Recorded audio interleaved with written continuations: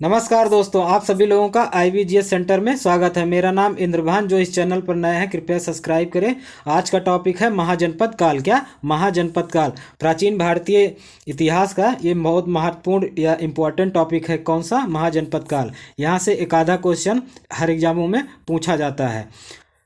कैसे पूछा जाता है उसके बारे में भी अभी हम बात करने वाले हैं। इस लेक्चर में हम क्या क्या पढ़ने वाले हैं, 16 महाजनपदों को भी देखने वाले हैं और महाजनपद इतिहास कब स्टार्ट होता है उसको भी हम देखेंगे। महाजनपद ये जो शब्द है बहुत इंपॉर्टेंट है। महाजनपद क्या बहुत इंपॉर्टेंट है। इस शब्द के बारे में थोड़ा सा हम चर्चा कर लेते हैं। महाजनपद, तो महाजनपद कैसे बनता है? क्योंकि अगर हम देखते हैं ऋग वैदिक काल में तो सबसे बड़ी जो यानी कि प्रांत होता था उसे जन कहा जाता था। ऋग वैदिक काल में कबीलाई व्यवस्था स्थापित था और लोग जन के रूप में, अर्थात जैसे मान लीजिए अभी आधुनिक में हम एक ब्लॉक जो देखते हैं तो उतना बड़ा ऋग वैदिक काल में एक जन होता था, लेकिन उत्तर वैदिक काल में आते आते ये जो जन था जनपद में बदल गया। अर्थात जन के आसपास आके लोग, काफ़ी व्यक्ति आके अस्थाई निवास करने लगे, जिससे उसका क्षेत्र बढ़ने लगा। किसका? जन का क्षेत्र बढ़ने लगा और उत्तर वैदिक काल आते आते वो जो जन था जनपद में बदल गया। लेकिन और देखते हैं उत्तर वैदिक काल में क्या होता है, लोहे की खोज हो जाती है, जिसके कारण मनुष्य जो था बहुत बड़े बड़े जंगलों को बहुत कम समय में काट डालता था और वहाँ पे अस्थाई खेती करने लगता था।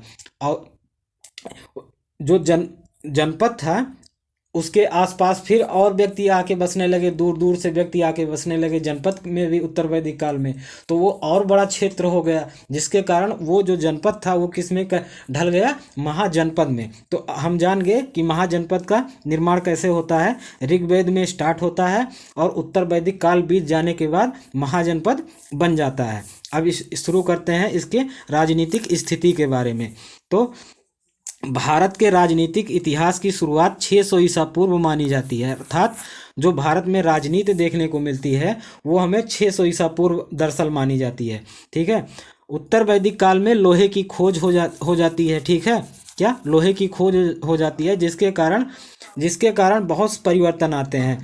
कौन? सांस्कृतिक परिवर्तन हमें देखने को मिलते हैं, आर्थिक परिवर्तन और राजनीतिक, तीनों में परिवर्तन देखने को मिलता है। राजनीतिक, सामाजिक और आर्थिक तीनों में बहुत बड़े बड़े परिवर्तन देखने को मिलते हैं। कैसे? वो भी देख लेते हैं, अभी बताते हैं। तो लोहे की खोज हो गई। ईसा पूर्व, क्या शताब्दी ईसा पूर्व के आसपास उत्तर प्रदेश और बिहार के क्षेत्र में लोहे का व्यापक प्रयोग हुआ। कब? 6वीं शताब्दी ईसा पूर्व में लोहे के प्रयोग बहुत ज़्यादा देखने को मिलते हैं, जिसके कारण बड़े बड़े जंगलों को काट के खेती किया जाने लगा। खेती के कारण बहुत ज़्यादा खेती करने के कारण जो पहले लोग अपना पेट भी नहीं भर पा रहे थे, अब वो पेट भरने के बाद भी बहुत ज़्यादा अनाज बचा ले जाते थे, जिसके कारण अब वो उन अधिशेष यानी कि बचे हुए अनाज को वो बेचने लगे। और जब बेचने लगे तो व्यापार अपने आप व्यापार को बढ़ावा मिलने लगा। अब बात करते हैं आगे। इसमें कृषि अधिशेष उत्पन्न होने लगा, अर्थात लोहे के प्रयोग के कारण जब बड़े बड़ी खेती होने लगी तो कृषि अधिशेष उत्पन्न होने लगा। आर्थिक परिवर्तन होने लगा, जिससे व्यापार एवं वाणिज्य को बढ़ावा मिला, अर्थात वो बेचने लगे अनाज को, जिससे व्यापार और वाणिज्य होने लगा। लोहे के हथियार के प्रयोग से क्षत्रिय वर्ग की शक्ति में अत्यधिक वृद्धि हुई। क्यों? क्योंकि लोहे के तलवार, लोहे के भाला, लोहे की ढाल, लोहे के रथ ये सब बनने लगे, जिससे किसी भी युद्ध को आसानी से जीत लेते थे। कौन? महाजनपद काल के राजा। अब बात करते हैं परिवर्तन के इस दौर में वैदिक कालीन व्यवस्था टूटने लगी। अर्थात अभी बात किए ऋग वैदिक काल में कौन सी व्यवस्था थी? कबीलाई व्यवस्था था। लेकिन उत्तर वैदिक काल में क्या हुआ? कबीलाई जो व्यवस्था था वो अब क्षेत्रीय व्यवस्था पे होने लगा। लेकिन महाजनपद काल आते आते कबीलाई व्यवस्था पूर्ण रूप से टूट गया और पूर्ण रूप से अब जो युद्ध होता था यानी कि महाजनपद काल में वो क्षेत्र पे आधारित हो गया था। थोड़ा सा इससे भी बात कर लेते हैं ऋग्वेद युद्ध के बारे में। तो ऋग वैदिक काल में युद्ध कैसे होता था? युद्ध सिर्फ होता था ऋग वैदिक काल में गायों की चोरी के लिए और अपने जन, यानी कि उस समय जन जो जिला जिसको हम आज कह रहे हैं उस समय उसे जन कहा जाता था, उसकी सुरक्षा के लिए। लेकिन उत्तर वैदिक काल में क्या हुआ? अब उत्तर वैदिक काल आते आते धीरे धीरे चेंज होने लगा वो स्थिति। अब लोग गायों की रक्षा के लिए ना होके, जो युद्ध होता था पहले गायों की रक्षा के लिए, अब उस प्रकार का ना होके अब क्षेत्र के लिए युद्ध होने लगा। लेकिन इससे और ज़्यादा परिवर्तन कहाँ देखने को मिलता है? हमें देखने को मिलता है महाजनपद काल में। इस काल में तो एक एक जनपद दूसरे जनपद पर अधिकार करने के लिए युद्ध करता रहता था। अब आगे बात करते हैं कि अब क्षेत्रीय भावना कब, यानी कि महाजनपद काल में क्षेत्रीय भावना जागृत होने लगी। अब क्षेत्र पर लोग ज़्यादा केंद्रित होने लगे क्षेत्र को जीतने के लिए। जागृत होने से नगरों का निर्माण होने लगा। क्या? क्षेत्रीय भावना के जागृत होने से नगरों का निर्माण होने लगा। परिणाम स्वरूप उत्तर वैदिक काल के जनपद जो थे अब महाजनपदों में ढल गए। ये महाजनपद उत्तर वैदिक कालीन जनपदों की अपेक्षा अधिक शक्तिशाली एवं विस्तृत थे। ये जो महाजनपद थे उत्तर वैदिक कालीन के जो जनपद थे, बताए ना कि उत्तर वैदिक कालीन में सबसे बड़ी जो प्रांत होता था उसे जनपद कहा जाता था। इस प्रकार से आप समझिए, जो सबसे बड़ा क्षेत्र होता था उसे हम जनपद के नाम से जानते थे, और यही चीज़ हम ऋग वैदिक काल में जन के नाम से जानते थे। लेकिन क्या हुआ, और उत्तर वैदिक काल के बाद यही जो जनपद है ये महाजनपद कहलाने लगा। ठीक है, तो जो महाजनपद था वो जनपद से शक्तिशाली और विस्तृत भी था। महाजनपदों का विस्तार उत्तर पश्चिम में पाकिस्तान तथा दक्षिण में गोदावरी नदी तक हुआ। महाजनपदों की संख्या 16 थी। क्या? महाजनपदों की संख्या 16 थी। 15 महाजनपद नर्मदा नदी के उत्तर में स्थित थे। केवल एक ही जनपद जो है जिसका नाम अस्मक, ये महाजनपद जो है दक्षिण भारत में गोदावरी नदी के तट पर स्थित था। तो बात करते हैं 15 महाजनपद जो थे वो गंगा यमुना के मैदानी क्षेत्र में थे, और एक ही जनपद जो था वो दक्षिण भारत के गोदावरी नदी के तट पर स्थित था। जो ये जो ये जनपद हैं दोस्तों, जनपद जो है 16 महाजनपद, इनका स्रोत यानी कि जानकारी हमें कैसे मिलती है कि 16 महाजनपद उस काल में थे 6वीं शताब्दी ईसा पूर्व में। तो इसके लिए हमारे पास स्रोत है। अब स्रोत का हम चर्चा कर लेते हैं एक एक करके। तो दो प्रकार के स्रोत हैं, एक पुरातात्विक स्रोत और दूसरा साहित्यिक स्रोत। क्या? दूसरा है साहित्यिक स्रोत। पुरातात्विक स्रोत में कैसे हम जानते हैं? उत्तरकाले पाली स्मृतिभांड, 6वीं शताब्दी ईसा पूर्व में जो महाजनपद काल के लोग थे वो उत्तरी काले पालिसदार मृदभांड यूज करते थे, जबकि ऋग वैदिक काल में चित्रित धूसर मृदभांड यूज किया जाता था। क्या? यही अंतर है, विशेषता है, ये समझ लो, विशेषता भी है। क्या? ये महाजनपद काल की विशेषता है कि उत्तरी काले पालिस मृदभांड, इसे इंग्लिश में कहते हैं NBPW। बहुत इंपॉर्टेंट है, इसको भी इंग्लिश में आप याद रखिए, कभी कभी शॉर्ट में भी दे सकता है। NBPW का उपयोग किस काल में हुआ? तो महाजनपद काल में। और चित्रित धूसर मृदभांड का उपयोग किस काल में हुआ? तो ऋग वैदिक काल और ऋग वैदिक काल में उपयोग हुआ। ठीक है। आहत सिक्के, पंचमार्क सिक्के जिसे कहा जाता था, तो महाजनपद काल से लेके, कब से? महाजनपद काल से लेके उसके बाद आप बात करें मौर्य साम्राज्य तक जो सिक्के प्रयोग हुए हैं उनको हम किसके नाम से जानते हैं? पंचमार्का सिक्का कहते हैं। तो इसे अपने दिमाग में छाप लो दोस्तों। आहत सिक्के के उपयोग, मान लीजिए क्वेश्चन देता है, आपको रटना नहीं पड़ेगा। अगर इस प्रकार से आप याद रखते हैं तो हर काल का सिक्का आपको याद नहीं रखना पड़ेगा। आप ये मान लीजिए उत्तर वैदिक यानी कि उत्तर वैदिक काल के बाद अर्थात महाजनपद काल से लेके मौर्य साम्राज्य तक, मौर्य साम्राज्य के भी 183 ईसा पूर्व तक क्या हुआ, जो सिक्के हमें प्राप्त हुए हैं उनको हम पंचमार्का सिक्का कहते हैं। क्या? पंचमार्का सिक्का कहते हैं। और ये जो सिक्का था ये किस प्रकार का सिक्का था? सोने का सिक्का था। क्या? सोने का सिक्का था। ये सोने का सिक्का था। और खारवेल का हाथी गुम्फा अभिलेख जो है ये भी महाजनपद काल के बारे में हमें जानकारी देता है। बहुत इंपॉर्टेंट है, आप इसे याद कर लीजिए, खारवेल का हाथी गुम्फा अभिलेख। तो ये तीन जो हैं ये पुरातात्विक स्रोत हैं जो हमें महाजनपद काल के बारे में जानकारी देते हैं। कुछ साहित्यिक स्रोत हैं जैसे देसी साहित्य, ब्राह्मण साहित्य, उपनिषद और वेदांग। तो इनके बारे में एक एक करके अभी हम आगे चर्चा कर रहे हैं। देसी साहित्य में क्या बताया गया है, ब्राह्मण साहित्य में, इसी प्रकार उपनिषद में, इसी प्रकार वेदांग में। ठीक है। जो पाणिनि के अष्टाध्यायी है, पाणिनि द्वारा लिखित अष्टाध्यायी पुराण है उसमें भी महाजनपद काल के बारे में बताया गया, लेकिन पाणिनि के जो अष्टाध्यायी महाजन काल है बुक है उसमें महाजनपद का कितने बताए गए हैं, 22 महाजनपद बताए गए हैं, उसमें 22 महाजनपद बताए गए हैं। लेकिन जो क्वेश्चन पूछता है वो 16 महाजनपद पे अधिकतर पूछता है। तो एक एक करके हम आगे देखते हैं। ये देख लीजिए, तो इतना है। अभी हम और बात करते हैं। तो देसी साहित्य, ब्राह्मण साहित्य, उपनिषद, वेदांग, ठीक है, इतना 7 ये हो गया। महाजनपद काल के बारे में ये जानकारी देते हैं। उसके बाद आगे आगे पाणिनिकृत अष्टाध्यायी, क्या पाणिनिकृत अष्टाध्यायी, इसमें 22, कितना 22, इसमें 22 महाजनपदों का उल्लेख किया गया है। और यास्क रचित निरुक्त, इसमें भी महाजनपद के बारे में बताया गया है। और पिंगल मुनि द्वारा रचित छंद, छंद में भी हमें महाजनपद काल के बारे में जानकारी देखने को मिलता है। पीछे जो हम बात किए थे जैसे देसी साहित्य, तो उस समय जो देसी साहित्य में जो वर्णन हुआ है उस समय के सामाजिक और आर्थिक के बारे में देखा गया है। लेकिन जो ब्राह्मण साहित्य है धार्मिक, क्या महाजनपद काल के धार्मिक के बारे में ये स्रोत हमें देता है। और उपनिषद जो है महाजनपद काल के समय में जो ये मान लीजिए सिद्धांत अपनाए गए थे, अर्थात राजत्व का जैसे सिद्धांत, ये हमें जानकारी देता है। तो एक करके बौद्ध साहित्य, क्या अब दूसरा नंबर है बौद्ध साहित्य। बौद्ध साहित्य के सुत्त पिटक, विनय पिटक, अंगुत्तर निकाय, ठीक है, बौद्ध साहित्य के इन तीनों में इसका वर्णन है। और जो 16 महाजनपद जहाँ लिखा गया है वो लिखा गया है अंगुत्तर निकाय में। कहाँ? अंगुत्तर निकाय में। यहाँ पे 16 महाजनपद स्पष्ट रूप से लिखे गए हैं अंगुत्तर निकाय में। और महावस्तु से भी हमें जानकारी मिलता है महाजनपद काल के बारे में।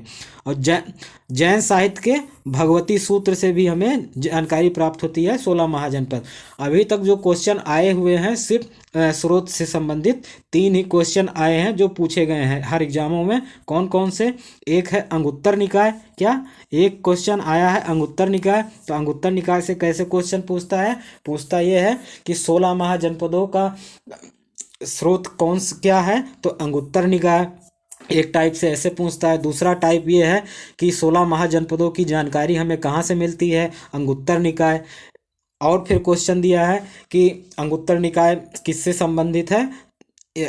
अंगुत्तर निकाय किसका हमें जानकारी देता है? तो 16 महाजनपद। और दूसरा क्वेश्चन आया है भगवती सूत्र, तो उसमें ऑप्शन था भगवती सूत्र और अंगुत्तर निकाय और भगवती सूत्र, ठीक है। तो यही 2 ऑप्शन दिया था। ये यूपी पीसीएस का क्वेश्चन है, क्या यूपी पीसीएस का। उसमें 3 ऑप्शन दिए थे। उसके बाद मल्टीपल ए बी सही है, ए बी सी सही है, ए सी सही है, या इनमें से कोई नहीं सही है। तो उसमें 2 ही ऑप्शन ये जो सही वाले थे, यानी कि अंगुत्तर निकाय और भगवती सूत्र, इन्हीं दोनों के बारे में वहाँ पे दिया गया है। वैसे इतने साहित्य हैं, स्रोत हैं जानने के लिए किसके? महाजनपद काल के बारे में। तो कोई भी आ सकता है। इसे अभी तक जो 3 आए हैं उनको हम बता दिए। पाणिनि का अष्टाध्यायी भी पूछा जा चुका है, तो इसीलिए हम इसका भी वर्णन कर दिए हैं। और एमसीक्यू क्वेश्चन इसके हमने टीजीटी पीजीटी और पीसीएस प्रीलिम्स सभी के लिए एक एमसीक्यू टेस्ट सीरीज ज्वाइन किए हैं। आप हमारे प्लेलिस्ट पे जाके देख सकते हैं। अब आगे बात करते हैं। तो इसमें लिखा है और कौन साहित्य है? औपपाधिक सूत्र और उत्तराध्ययन सूत्र, ये जो है क्या हमें ये किसके हैं? ये जैन धर्म से संबंधित है। जैन धर्म से तीन स्रोत देते हैं महाजनपद काल के बारे में जानकारी। कौन कौन से? भगवती सूत्र जो सबसे इम्पोर्टेंट है, दूसरा जो है वो औपपाधिक सूत्र, और तीसरा जो है उत्तराध्ययन सूत्र। कल्प सूत्र के अंदर भी हमें देखने को मिलता है, क्या कल्प सूत्र के अंतर्गत भी हमें देखने को मिलता है महाजनपद काल के बारे में। क्यों? क्योंकि उसी समय इनका जो संकलन किया गया था कल्प सूत्र का, उसी समय हुआ था। उस समय महात्मा बुद्ध उपस्थित थे। तो महात्मा बुद्ध के काल में ही महाजनपदों काल का विकास या अस्तित्व हमें देखने को मिलता है। विदेशी साहित्य, तो विदेशी साहित्य भी हमें महाजनपद के बारे में जानकारी देते हैं। कौन कौन? हेरोडोटस की हिस्टोरिका। हेरोडोटस कौन था? हेरोडोटस को भारतीय इतिहास का जनक कहा जाता है। किसे? हेरोडोटस को भारतीय इतिहास का जनक कहा जाता है। और हेरोडोटस की पुस्तिका कौन है? हिस्टोरिका। बहुत इंपॉर्टेंट है इनकी पुस्तक, ये भी याद रखिए। और अनासिक्रिटिस नियार्कस, प्लूटार्क, जस्टिन और कार्टियस का विवरण भी हमें महाजनपद 16 महाजनपद के बारे में विवरण देता है। तो ये चीज़ें आप याद रख लीजिए, इतना स्रोत है, ठीक है, जिनमें से 3 बता दिए बहुत इंपॉर्टेंट है, अंगुत्तर निकाय, पाणिनि का अष्टाध्यायी और भगवती सूत्र। उसके बाद अब जो पूछा जा सकता है तो जैसे कल्प सूत्र है, इसके बारे में भी दे सकता है और एक अकादा विदेशी नाम भी दे सकता है। तो आप क्या करेंगे, आपको क्या होगा, वहाँ पे कन्फ्यूजन होगा क्योंकि आप इतना जानकारी रखेंगे नहीं, आपको कोई बताएगा भी नहीं, क्यों, क्योंकि इतना कोई पढ़ाया भी नहीं है। अब आगे बात करते हैं महाजनपद काल की राजनीतिक स्थिति। क्या महाजनपद काल की राजनीतिक स्थिति, तो 16 महाजनपदों में वज्ज और मल्ल जो थे ये गणराज्य थे, वज्ज और मल्ल, ठीक है, वज्ज और मल्ल ये दोनों क्या थे, गणराज्य थे, जबकि शेष यानी कि बचे 14 में जो थे वो राजतंत्रात्मक आधारित थे। क्या, राजतंत्रात्मक रूप से आधारित था। तो 16 बौद्ध धर्म के अंगुत्तर निकाय के अनुसार 16 महाजनपद थे, तो यही 16 महाजनपद हैं। और भगवती सूत्र जैसे हमने पीछे बताया कि जैन धर्म का एक ग्रंथ है भगवती सूत्र, उसके अंतर्गत क्या है, उसके अंदर सिर्फ 15 महाजनपदों का उल्लेख किया गया है। कितना, 15 महाजनपदों का। तो हम इसे कैसे याद करेंगे, तो एक थोड़ा सा ट्रिक है, यही देख लीजिए। जैसे A3 यानी कि आ से 3 नाम शुरू होता है, जैसे अवंती, अस्मक, अंग। क्या, अवंती, अस्मक, अंग। G1 गांधार, यम3, A3, यम3 और K4। आपको ये 3 याद करने हैं, A3, यम3, K4, A3, यम3, K4, ठीक है। तो A3 अवंती, अस्मक, अंग, यम3 मगध, मत्स्य, मल्ल और K4 काशी, कौशल, कंबोज, कुरु। काशी, कौशल, कंबोज, कुरु, ठीक है। और V2 वज्ज, वत्स, यस1 सूरसेन, चेदी, C से, ठीक है, P से पंचाल। तो इसको आप इसी तरीके से याद करेंगे, A3, यम3, तो A3, यम3, K4, V2, ठीक है। आपको कितना हो जाएंगे, 12 ऐसे याद हो जाएंगे, बचेंगे 4 अपने आप याद हो जाएगा। तो इसी तरीके से आपको याद करना है। A3 अवंती, अस्मक, अंग, यम3 मगध, मत्स्य, मल्ल, K4 काशी, कौशल, कंबोज, कुरु, V2 वज्ज, वत्स, P1 पांचाल, C से चेदी, S से सूरसेन और G से गांधार। तो इसको आप इसी तरीके से याद कर लीजिएगा।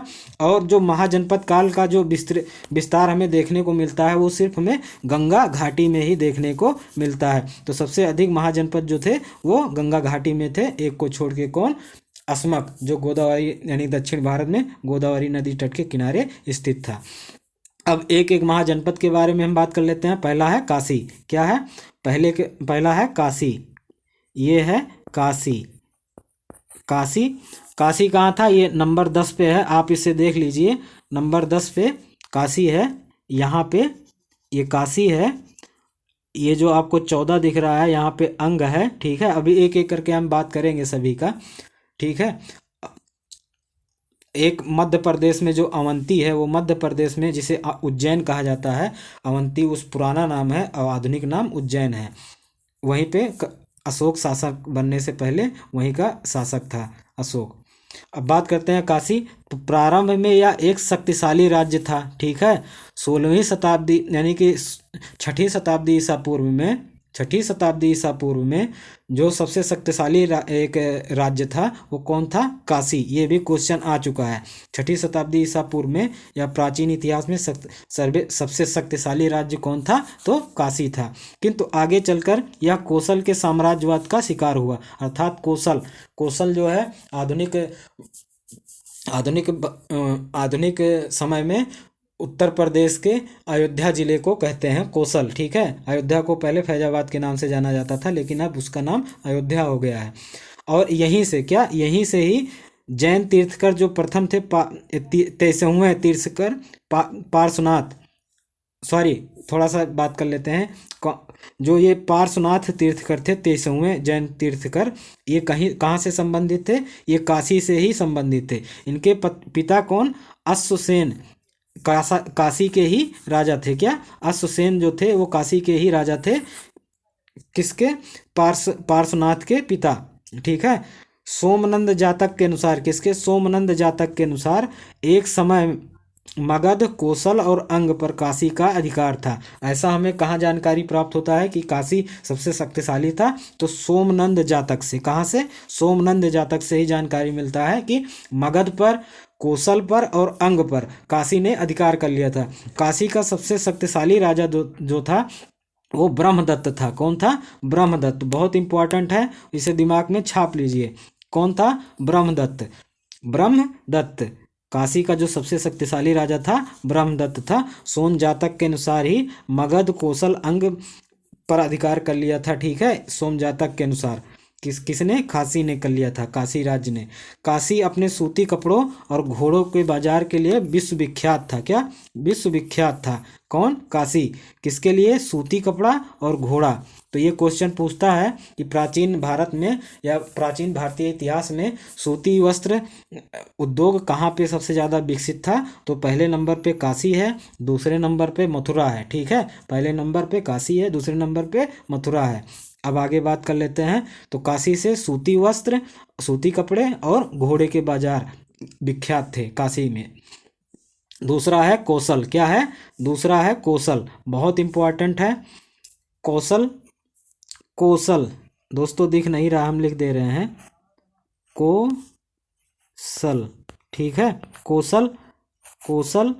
तो सरयू नदी इसे दो भागों में विभाजित करती थी। ठीक है, इसे उत्तरी भाग को क्या? उत्तरी भाग को कोसल की आरंभिक राजधानी श्रावस्ती थी, यानी कि उत्तरी भाग में जो था वो श्रावस्ती था। बाद में साकेत अर्थात अयोध्या हो गया। किसका? कोसल का। दक्षिणी कोसल की राजधानी कुशावती थी। क्या? कुशावती किसकी थी? दक्षिणी कोसल की। काशी जो था बहुत इंपॉर्टेंट है, आगे बात करते हैं। काशी, मल्ल और शाक को कोसल के साम्राज्यवाद का शिकार होना पड़ा। कौन कौन? काशी, मल्ल और शाक, इन तीनों को किसने जीता था? कोसल राजा ने जीता था। परंतु मगध शासक जो था अजातशत्रु ने कोसल को मगध में मिला लिया। किसने? फिर जब इसको जीत लिया किसने? कोसल ने काशी, मल्ल और शाक को जीत लिया। फिर उसके बाद क्या होता है? मगध का शासक आता है अजातशत्रु। ये किसको जीत लेता है? हड़प लेता है कोसल को। ठीक है, कोसल को जीत लेता है, अपने साम्राज्य में मिला लेता है। कोसल के राजा प्रसेनजित महात्मा बुद्ध के समकालीन थे। बहुत इंपॉर्टेंट और बहुत बार ये क्वेश्चन पूछा गया है हर एग्जाम में कि महात्मा बुद्ध के समकालीन राजा कोसल का कौन था? तो प्रसेनजित था। कौन? प्रसेनजित जो था वो कोसल राजा था। किसके समकालीन? बुद्ध के समकालीन। प्रसेनजित ने अपनी बहन कौशल देवी की शादी मगध नरेश बिंबसार से की थी। क्या? बिंबसार से ही की थी। किसने? कौशल का जो नरेश था उसकी एक बहन थी कौशल देवी। तथा वाजिर का शादी जो था अजात शत्रु से किया था। ठीक है, किसने? कौशल के राजा प्रसेनजित ने। आगे बात करते हैं अंग। इंपॉर्टेंट है, बहुत इंपॉर्टेंट क्वेश्चन यहाँ से भी आते हैं। अंग महाजनपद में वर्तमान बिहार के भागलपुर एवं मुंगेर जिले शामिल थे। जो अंग है वो वर्तमान जो बिहार का भागलपुर क्षेत्र आपको देखने को मिलता है और मुंगेर जिला, ये आप थोड़ा सा चित्र में देख लीजिए। ये है अंग, यहीं पे ये क्षेत्र जो है यही क्षेत्र भागलपुर और मुंगेर यही क्षेत्र है। नक्शा में देख लीजिए, यही बिहार है, ये बिहार है, ये बिहार है। क्या? ये बिहार क्षेत्र है इतना। यहीं पे ये 14 नंबर जो लिखा है यही अंग है। ठीक है, ये भागलपुर और मुंगेर के पास में था। आगे बात करते हैं, एक एक करते। महाभारत तथा पुराणों में अंग की राजधानी चंपा का प्राचीन नाम मालिनी मिलता है। क्या? महाभारत और पुराणों में अंग की जो राजधानी है चंपा, उसका नाम क्या था? मालिनी। मालिनी कहाँ मिलता है? महाभारत और पुराणों में। बुद्ध के समय चंपा की गणना 6 महानगरों में की जाती थी।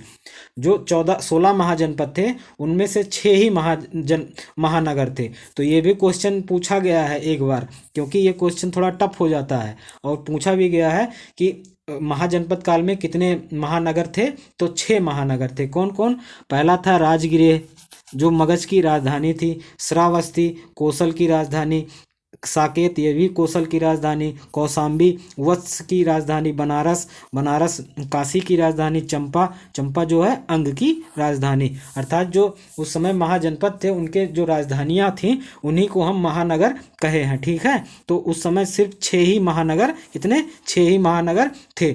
दीर्घ निकाय के अनुसार इस नगर के निर्माण की योजना सुप्रसिद्ध वास्तुकार महागोविंद ने की थी। किसने? यानी कि जो चंपा अंग की राजधानी चंपा है, चंपा की जो योजना निर्माण योजना यानी कि चंपा को जब बसाया गया तो उसको एक वास्तुकार ने बसाया। उसका क्या नाम था? महागोविंद। क्या? महागोविंद। बहुत इंपॉर्टेंट है, इसे अपने दिमाग में छाप लीजिए दोस्तों। महागोविंद बहुत इंपॉर्टेंट है ये। क्यों? क्योंकि पहला वास्तुकार हमें देखने को मिलता है पूरे प्राचीन इतिहास में। सर्वप्रथम अगर कोई वास्तुकार अगर हमें देखने को मिलता है तो वो महागोविंद है। ठीक है, इसी ने किसे बसाया था? चंपा को बसाया था। अब आप एक लंबे संघर्ष के बाद यहाँ का शासक ब्रह्मदत्त, ठीक ने, ब्रह्मदत्त को मगध शासक बिंबिसार ने पराजित कर लिया। क्या? बिंबिसार ने पराजित कर लिया और अंग को मगध में मिला लिया। अर्थात अंग को मगध का हिस्सा बना दिया गया। क्या? मगध का हिस्सा बना दिया गया। किसने जीता था? बिंबिसार ने। तो अधिकतर जो है आप देखेंगे 16 महाजनपदों में लगभग में सभी महाजनपद अंत तक जाते जाते मगध साम्राज्य में शामिल हो जाते हैं। और ये जो 16 महाजनपद है इनको मिलाने का कार्य कौन कौन? अजातशत्रु, बिंबिसार, ठीक है, यही दो, और उदयन, ये 3 जो राजा हैं बहुत इंपॉर्टेंट है। यही तीनों राजा इनको मिलाते हैं महाजनपद को मगध में। ठीक है, आगे बात करते हैं। इसमें हम बात कर लें तो मल्ल, ये क्या है? मल्ल है। मल्ल मल्ल, ठीक है दोस्तों, मल्ल। थोड़ा सा हम PDF बनाने में ये कट गया तो ये इंपॉर्टेंट है मल्ल। ठीक है, थोड़ा दिख नहीं रहा है इसीलिए हम यहाँ पे लिखे हैं मल्ल। मल्ल जो ये 11वें नंबर पे आपको दिख रहा है मानचित्र में, यहीं पे स्थित था। इसकी अवस्थिति 11वें नंबर पे आप जहाँ दिख रहे हैं यहीं पे था। यानी कि जस्ट किसके? काशी के जस्ट उत्तर में मल्ल था। क्या? काशी, इसीलिए काशी ने मल्ल को जीता था। ठीक है, मल्ल को, मगध को और शाक्य को किसने जीता था? काशी नरेश ने जीता था। अब बात करते हैं मल्ल। तो पूर्वी उत्तर प्रदेश के वर्तमान जिले जो गोरखपुर है, गोरखपुर और देवरिया क्षेत्र का जो क्षेत्र आता है वो मल्ल, जहाँ मल्ल महाजनपद था। ठीक, क्या? जो गोरखपुर और देवरिया का जो क्षेत्र है वहाँ पे मल्ल महाजनपद निवास था। यह भी एक गणराज्य था। ठीक है, 2 ही गणराज्य थे। ठीक है, वज्ज और मल्ल। इसकी 2 राजधानियाँ थी। इसकी भी 2 राजधानियाँ थी। कौन कौन? एक कुशीनारा जिसे कुशीनगर कहते हैं, दूसरी पावा। कुशीनगर और पावा किसकी राजधानी थी? मल्ल की। बुद्ध की मृत्यु कुशीनगर के निकट हुई और मल्लों ने इनका अंतिम संस्कार किया था।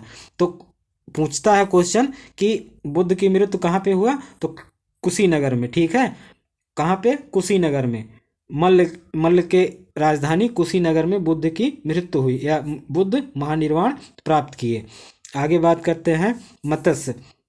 मत्स्य इंपॉर्टेंट है। मत्स्य महाजनपद जयपुर, भरतपुर और अलवर क्षेत्र में स्थित था। कहाँ? मत्स्य जनपद जो है जयपुर, भरतपुर और अलवर क्षेत्र में स्थित था। ये आपको दिख रहा होगा, यही है राजस्थान। ठीक है, ये राजस्थान में बसा था। इसकी राजधानी विराटनगर थी। तो मत्स्य की राजधानी विराटनगर, मत्स्य की राजधानी विराटनगर, मत्स्य की राजधानी विराटनगर थी। इसके बाद में मगध साम्राज्य में मिला लिया गया। किसे? मत्स्य को। मत्स्य को फिर मगध साम्राज्य में लास्ट में मिला लिया जाता है। अगला है अवंती। अवंती कहाँ पे है? अवंती दोस्तों इसका आधुनिक नाम उज्जैन है। ठीक है, उस समय उसे अवंती कहा जाता था। अवंती से ही संबंधित अशोक, सम्राट अशोक है, शासक बनने से पहले वो अवंती का ही गवर्नर या राजकुमार था। तो अवंती आपको ये दिख रहा है, ये 15वें नंबर पे अवंती है। यहीं से कर्क रेखा लगभग में जाती है। ये कर्क रेखा है। क्या? ये कर्क रेखा है, उसी के नीचे ही अवंती यानी कि उज्जैन बसा है। तो ये भूगोल से भी क्वेश्चन पूछता है और इतिहास से भी ये क्वेश्चन पूछता है कि कर्क रेखा के नीचे ये सबसे समीप कौन सा नगर स्थित है। तो अगर ऐसे देखते हैं तो देखिए एकदम जस्ट नीचे क्या उज्जैन बसा है, कर्क रेखा के जस्ट नीचे उज्जैन बसा है। ठीक है, तो अवंती को ही उज्जैन कहा जाता है। इस राज्य का मुख्य क्षेत्र मोटे तौर पर मध्य प्रदेश के उज्जैन से लेकर नर्मदा नदी तक फैला हुआ था। किसकी? अवंती का। यह दो भागों में विभाजित था। उत्तरी अवंती की राजधानी उज्जैनिया और दक्षिणी अवंती की राजधानी माहिष्मती थी। क्या? उत्तरी अवंती की राजधानी उज्जैनिया थी और दक्षिणी अवंती की राजधानी क्या? माहिष्मती थी। बहुत इंपॉर्टेंट है, इसे दिमाग में छाप लीजिए, बहुत इंपॉर्टेंट है ये, क्योंकि जो इस लेक्चर में पूछता है तो देखते हैं सबसे सर्वप्रथम राजधानी यानी कि जो जनपद है उसकी राजधानी पूछता है। दूसरा ये है उसको किसने मिलाया, ये क्वेश्चन। तीसरा क्वेश्चन पूछा जाता है स्रोत से संबंधित। ठीक है, इसी प्रकार से चार पांच टाइप के क्वेश्चन यहाँ से पूछे जाते हैं। कहाँ से? महाजनपद काल से। और बात करते हैं गौतम बुद्ध के समय अवंती का शासक चंड प्रद्योत था। कौन? चंड प्रद्योत जो था किसके समय? ये अवंती का शासक था गौतम बुद्ध के समय। मगध शासक शिशुनाग के समय अवंती मगध साम्राज्य में मिला लिया गया। ठीक है, अर्थात जो शिशुनाग था, क्या? शिशुनाग मौर्य वंश को अंत करके नाग वंश की स्थापना किया था। जो शिशुनाग है ये क्या? इसी ने अवंती को अपने साम्राज्य अर्थात मगध में मिलाया था। आगे बात करते हैं, इंपॉर्टेंट है, इसे याद कर लीजिए। तो एक क्वेश्चन ये इंपॉर्टेंट है, अवंती का शासक कौन था? तो चंड प्रद्योत था। और ये भी क्वेश्चन पूछ सकता है कि गुप्त काल के समय गौतम बुद्ध के समय अवंती का शासक कौन था? चंड प्रद्योत था। या चंड प्रद्योत गुप्त के काल में कहाँ का शासक था? अवंती का। ठीक है, इसको किसने मिलाया अवंती को? तो शिशुनाग ने मगध में मिलाया था। आगे गांधार बहुत इंपॉर्टेंट है। क्या? गांधार के बारे में देखते हैं। तो गांधार महाजनपद जो है वर्तमान पाकिस्तान के पेशावर तथा रावलपिंडी जिले में स्थित है। ये देख रहा है गांधार। ये जो पहला नंबर आपको दिख रहा है ये है कंबोज। क्या? कंबोज। दूसरा नंबर ये पाकिस्तान में ये है गांधार। ठीक है, इसकी राजधानी तक्षशिला थी जहाँ चाणक्य, ठीक है याद रखिए, चाणक्य यहीं के गुरु थे। तक्षशिला विश्वविद्यालय के क्या थे? प्रधानाचार्य थे। इस महाजनपद का दूसरा प्रमुख नगर था पुष्कलावती। क्या? पुष्कलावती इस गांधार का दूसरा महत्वपूर्ण नगर था। 6ठी शताब्दी ईसा पूर्व में गांधार जो था वो पुष्कसती या पुष्कर सारिन नामक शासन कर रहा था। कब? 6ठी शताब्दी ईसा पूर्व में, जब यानी कि बुद्ध के समय पुष्कसती या पुष्कर सारिन राज्य करता था। कहाँ पे? गांधार में। गांधार आप देख ही लिए मानचित्र में। आगे बात करते हैं। आगे चेदी। क्या? चेदी ये 7वें नंबर पे आपको दिख रहा है, यही है चेदी। ये भी उत्तर प्रदेश में ही ललितपुर के पास में, क्या ललितपुर के आसपास में ही ये क्षेत्र अर्थात बुंदेलखंड के या आधुनिक बुंदेलखंड के क्षेत्र के आसपास महाजनपद स्थित था। भगवान कृष्ण का शत्रु शिशुपाल चेदी वंश से ही संबंधित था। जो ये हम ये कहें कि शिशुपाल जो था, जो भगवान कृष्ण का बहुत बड़ा शत्रु था, वो कहाँ का था? चेदी वंश से, यानी कि इसी राज्य पे चेदी, यानी ये जो 7वें नंबर दिख रहा है यहीं पर शिशुपाल राज्य करता था। बुंदेलखंड क्षेत्र में शिशुपाल राज्य करता था। ये किसका कट्टर दुश्मन था? तो भगवान कृष्ण का।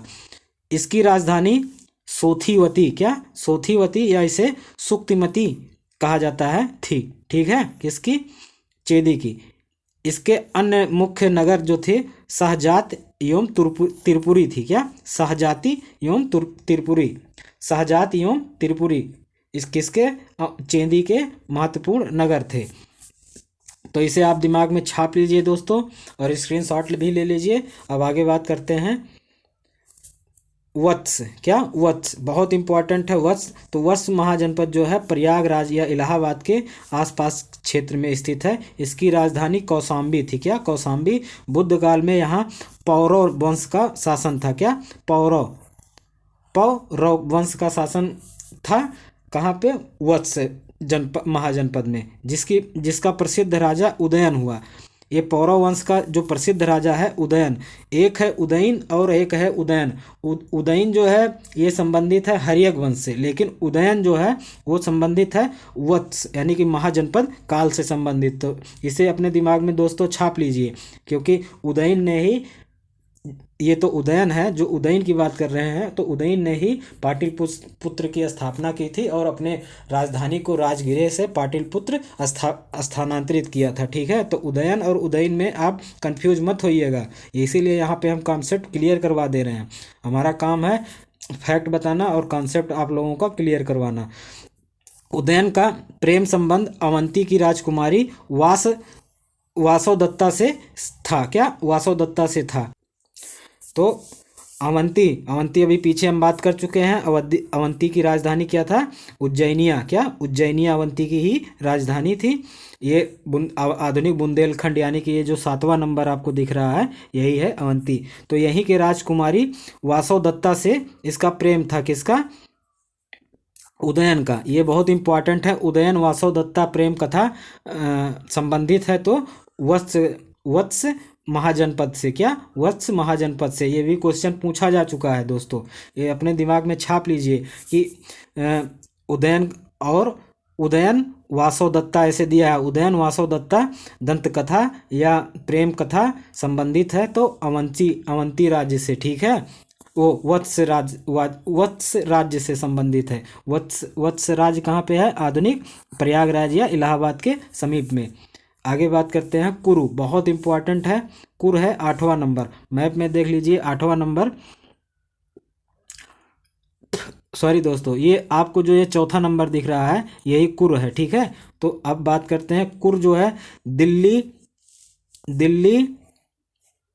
कुर के बारे में बात करते हैं। दिल्ली, मेरठ और थानेश्वर तक फैला कुरु राज्य की राजधानी इंद्रप्रस्थ थी। तो कुरु की राजधानी क्या थी? इंद्रप्रस्थ था। इंद्रप्रस्थ बहुत इंपॉर्टेंट है, इसे आप याद कर लीजिए। बुद्ध काल में यहाँ का शासक कौरव्य था। क्या? कौरव्य था। पहले कुरु एक राजतंत्र थे। क्या? स्टार्टिंग में कुरु एक राजतंत्रात्मक था, परंतु बाद में यह एक गणतंत्र राज्य बन गया। क्या? यानी कि पहले यह राजतंत्रात्मक था किसके समय?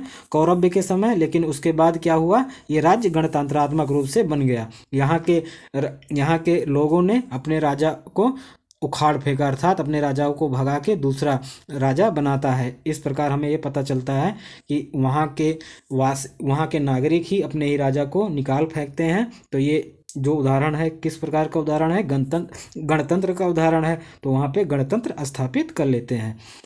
सूरसेन बहुत इंपॉर्टेंट है। मथुरा या महाजनपद आधुनिक ब्रजमंडल के क्षेत्र में निवास था या स्थित था और इसकी राजधानी मथुरा थी। तो सूरसेन की राजधानी क्या? मथुरा। बहुत इंपॉर्टेंट है, इसे आप दिमाग में छाप लीजिए, क्वेश्चन पूछता है।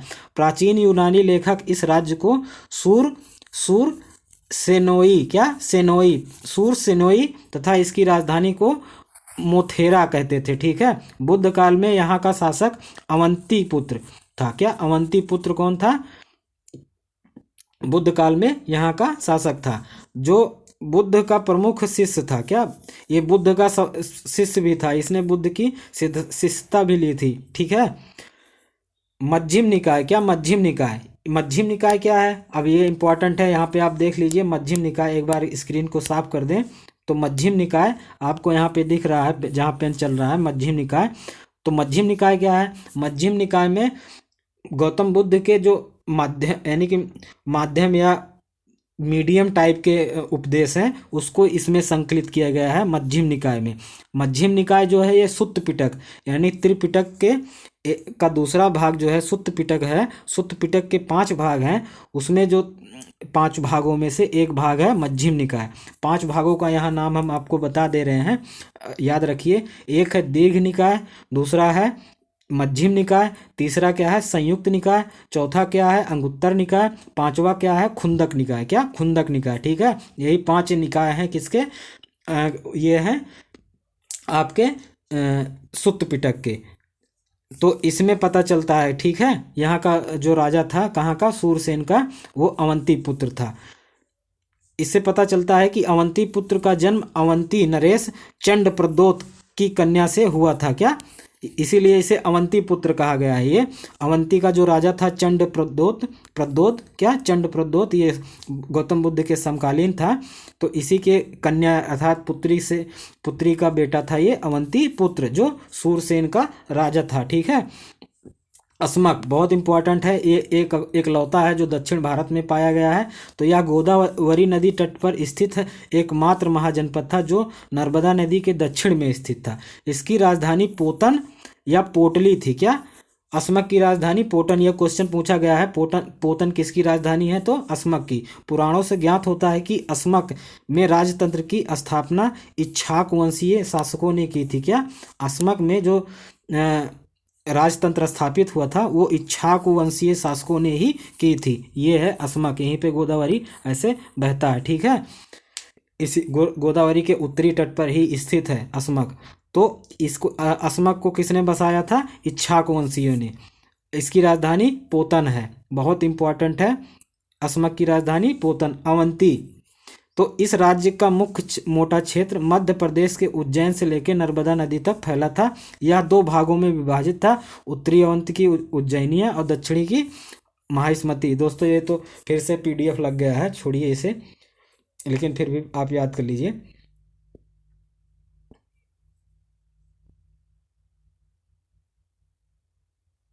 अब बहुत इंपॉर्टेंट है कंबोज, यही है लास्ट है कंबोज। क्या?